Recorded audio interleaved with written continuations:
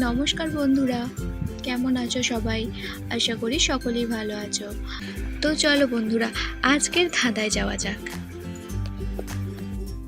দুই অক্ষরের নাম যার নদীতে দেখা যায়, নারীর টান থাকে দুই অক্ষরের আলাদায়। দেখি বন্ধুরা, তোমরা এই ধাঁধার উত্তর দিতে পারো কিনা।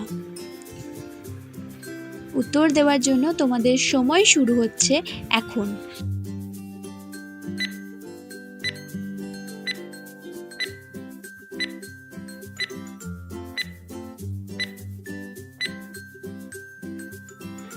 এই ধাঁধার উত্তর হলো মাঝি। নারীর টান থাকে মায়ে আর ঝিয়ে, মানে মা আর মেয়ের। তো তোমরা কে কে উত্তরটা দিতে পেরেছিলে অবশ্যই জানিও।